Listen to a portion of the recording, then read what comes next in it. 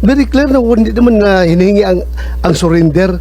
Ang hinihingi lang nila is extradition with a view to extradition. Yung nga ho, So sana extradition will fail, sir. Will Extradition will fail because wala ho ano eh. Kung ako tatanungin nyo ngayon, kasi nga wala nga tayong treaty. So kung will Kasi fail, consuman po eh. will fail, bakit pa natin sinurinder si Pangulong Tsaka Duterte? ano ho, So hanggang arrest lang tayo.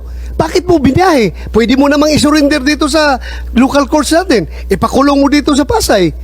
So, ang maliwanag. Bakit mo pa sinurinder? yun po yung ano eh, yun ang best judgment namin. Yun po ang tingin namin Hindi, ina-admit na mabuti po tayo. sa ating bansa. Tinatanong lang natin kasi yung arrest was effected without a warrant issued by a Philippine court, di ba? So, ang sinasabi ba natin yung aresto dahil sa administrative arrest? Kasi, yun nga, sa extradition, there's a warrant issued by a foreign court and there's still a need to go to the local court. So, surrender under 9851, does it authorize an administrative arrest? Ang narinig lang natin, babalik talaga sa korteng lokal. Paano ba yun? Ano ba ang nangyari? Ano ho yan eh? Administrative arrest Kasi ba yan? ito po kasi, is a case of first impression. Ngayon lang po nasubukan o lumabas yung kahalagahan ng probisyon na Section 17 ng 9851. Wala ho tayong record dito na kung anong tama dati, anong tama ngayon, anong tama bukas. Ito po ay sumasanda lang sa paningin po na nagpapatupad ng batas. At sa aming pong paningin ay sinabi po sa batas, Section 17, maaari kong basahin. Kanya-kanyang paningin, kanya-kanyang Oho, interpretasyon. kasi iba ho ang Pwede ba interpretasyon naman ng yun? hindi, ang Senado po ibang interpretasyon ng chairman, ng chairperson. Ang DOJ po Hindi, si ibang Senator interpretasyon. Cayetano ang iba rin po ang interpretasyon ni Justice Ascuna. At kaya nga ho, matatapos na ho ito pag nagsalita na po ang Korte Suprema. Hindi na ho talaga, wala ho mananalo sa atin dito sa argumento kasi Korte Suprema lang po Hindi, ang pwede nagpapaliwanag lang magsabi. tayo. Inaalam Opo. ko lang.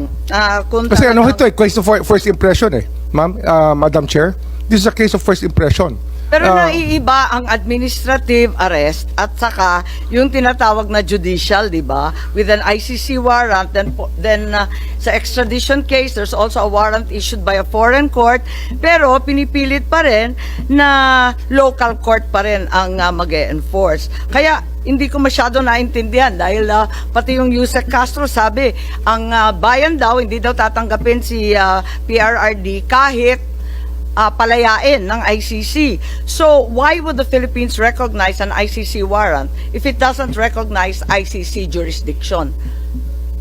Ano ho Ano yan ba eh? talaga yan? Yung Warrant administrative over the o hindi? individual po yan, hindi naman sa estado natin eh. Na it's a warrant issued against an individual, not against our state, not against the Philippine government.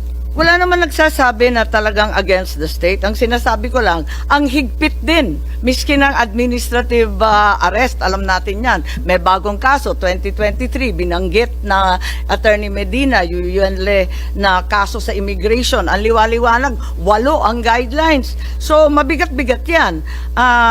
Hindi naman na isatupad kasi babalik nga sa korteng lokal. So, nagtataka ako kung ano nga bang klaseng aresto to? Ang masasabi ko ho dito talaga, kasi nga, ito nga yung saklaw ng pinag-uusapan sa Korte Suprema. Kaya sa akin po, mas gugustuhin kong intayin ang magiging hatol ng Korte Suprema sa issue.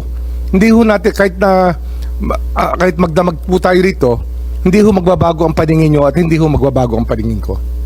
Andito rin yung... Madam Chair, if I may? yes, Senator Bato, please. I just would like to remind the Secretary of Justice that we are not here to determine kung sinong tama, kayo ang tama or kami ang tama. We are here para malaman yung katotohanan. Because somewhere along the way, alam namin may nagsisinungaling. Kaya gusto namin malaman kung anong tama.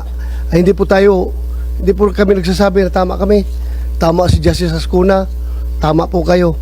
Yung katotohanan lang po ang ating kinukuha dito. So, Madam Chair, if I may, yung very clear man dito sa diffusion coming from ICC, sinabi dito, action to be taken, locate and arrest with a view to extradition. Assurances are given that extradition will be sought upon arrest of the person in conformity with national laws and or applicable bilateral and multilateral treaties. Kaya tanungin ko sana si SOJ or yung PNP, bakit sabi ni SOJ kanina na extradition daw cannot be initiated by us, it should be initiated by the requesting party, either ICC or Interpol. Am I correct, sir? Sila tama dapat. po. Dapat ho, ICC. ICC. ICC po dapat. Okay. So bakit Yun po yung sa extradition. Pero Yeah. surrender po, sa atin po yun. Kaya nga, bakit wala man sinabi dito surrender? Extradition lang. Kaya nga, bakit hindi natin hinintay? Yeah, with a view to extradition, bakit hindi natin hinintay yung ICC na mag-initiate ng extradition laban kay Pangulong Duterte? Bakit binyahin na kagad natin doon sa Interpol? Wala Kasi- mo sinabi dito na kailangan natin i-surrender. Ang extradition po na nasasabi po sa Section 17 ay meron pong treaty sa extradition, sa extraditing state. Kung ano halimbawa, ang ICC tsaka ang Pilipinas, kung tayo po member ng ICC, kailangan po ng judicial proceedings. Hindi na po tayo member ng ICC eh. Kasi kung member po tayo ng ICC, nakakatulong sana kay President Duterte na hindi po siya ililipad. Siya po yung mismo nag-atras ng ating membership eh. Kaya nga Kasi yung po yung malinaw na malinaw po Ako- na may treaty po na kinakailangan para ho magkaroon ng extradition. Wala pong treaty eh. Kasi nga nag-withdraw na tayo sa ICC. Kasi di ba po treaty yung dati, sapagkat ang Senado po nag-concur. Nag-concur po sila sa treaty. But unilaterally it was withdrawn by the President. Kaya po Pero ang sir, nangyari dyan, pero sir, ito, very clear man ito, sir.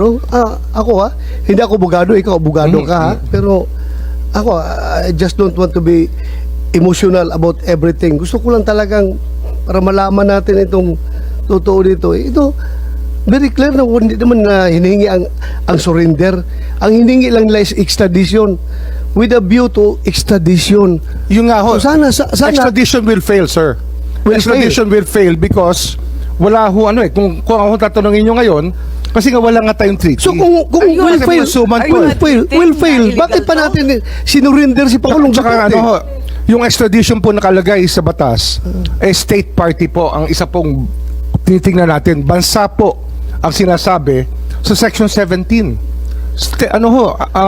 Kung yung Sir, mga koma nga, Sir, mga koma, nanggagaling ito sa ICC, itong papel ito. pero yung sa Section Galing. 17 nga, yung ating batas nga, sinasabi nga, dahil sa mga koma na yan, ay ang mahalaga, state party po ang mag-a-apply ng extradition. Wala ho tayong treaty sa state party o sa ICC kasi nga, inatras po ng So President Duterte. bakit pa natin sinurinder? Bakit pa natin Kasi yun po yung sinurinder sinasabi ng Duterte? batas eh. May surrender. May Yun po yung surrender. sinasabi. Opo. Ayun, that's what the law says. The law may be harsh, but it is the law. Ay, nako. Very clear man ito, sir. Extradition lang ang Yun lang pinagawa. naman, at, Bakit tayo pinilit na surrender? Hindi man lang Extradition ang naghintay for hinihingi ng request. ICC. Kung di ho tayo umatras sa ICC, kung di ho inatras ni President Duterte yung ating membership sa ICC, talagang extradition po lang. So kung umatras na tayo sa ICC, bakit pa kailangan Nawala ho yung treaty Kailangan natin. pa natin i-surrender. Nawala ho Bakit yung agreement natin, sir. sir, kaya nga sir, bakit pa natin sinurinder? Kasi wala naman tayo, to start with, wala tayong room statute na Yun po yung option. babasihan dahil wala na tayong, hindi na tayo membro. Bakit pa natin sinurinder? Mr. What's the Senator, purpose? Mr. Senator, yun po yung option na binibigay ng batas sa authorities sa amin po, sa amin pong departamento at sa ating pong executive department. Malinaw po yun. Ang surrender po ay isang option na pwedeng gawin. Pero hindi yun ang hiningi ng Interpol.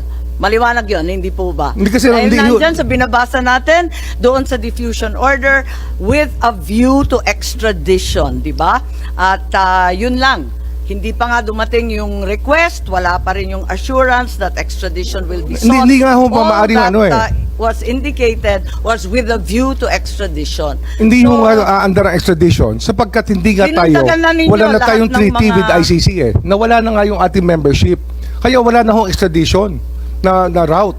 Ang nangyari po, surrender route na lang po ang naiwan. Madam Chair. Kung di ho nag-withdraw si President Duterte, wala ho tayong naging problema. O kung wala na tayong treaty, locate and arrest with a view to extradition. Hindi mo magawa ang extradition dahil wala na tayong treaty, di ba? So hanggang arrest lang tayo. Bakit mo biniyahe? Pwede mo namang isurrender dito sa local courts natin. Ipakulong mo dito sa Pasay. So, ang maliwanag. Bakit mo pa sinurrender? Yun po yung yun ang best judgment namin. Yun po ang tingin namin Ina-admit na mabuti po tayo. sa ating bansa. Mabuti. Yun po yung aming paningin ang pinakamabuting gawin under the circumstances for our country. Yun po ang aming tingin, ang tama naming ginawa.